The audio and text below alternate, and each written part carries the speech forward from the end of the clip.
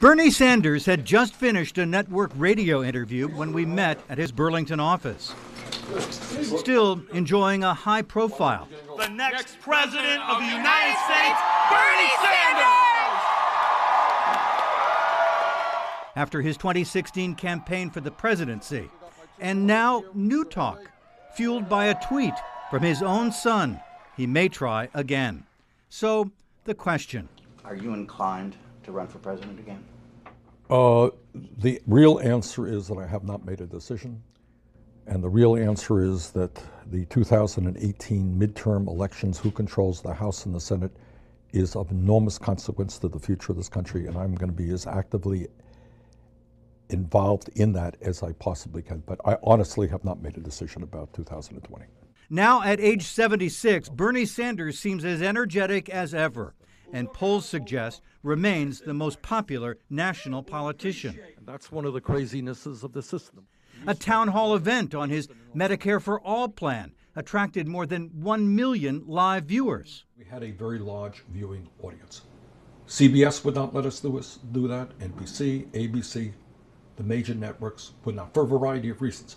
But I believe that we have got to raise public consciousness in this country and educate people about the most important issues. And I was very excited that we had that kind of viewing audience. And we're going to do it again. But there's zero chance of a bill like that coming to a vote this year? This year. All right. This year is the important phrase.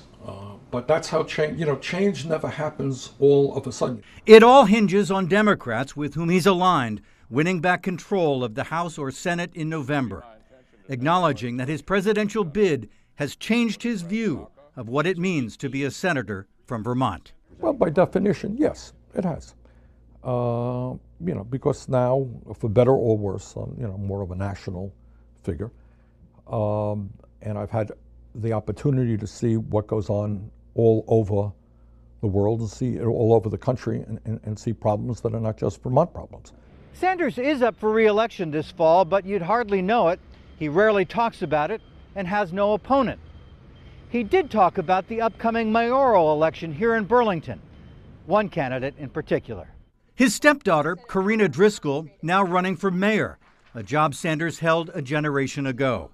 First of all, she was, born and raised right here in the city, so she knows the city pretty well. She's been in legislature, she's been on school board, she's been in city council, so she has a lot of day-to-day experience, and she is very, very smart and very passionate about trying to make the city the very best that it can be. Are you going to help? Well, I'm not going to be actively involved. I mean, she knows that.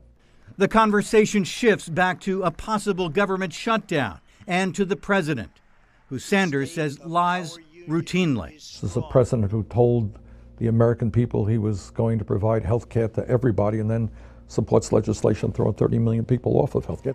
For now, he says, focused on the midterms. Beyond that, it's not anything that I honestly have thought about. Okay. But right now, my goal is to see that we do not have a one-party government. The senator says he knows of no new developments in the ongoing federal investigation into Burlington College and its finances, a now defunct institution that his wife Jane once headed. Sanders said he has not been interviewed as part of that investigation. We'll have more from our interview with the senator right here tomorrow night.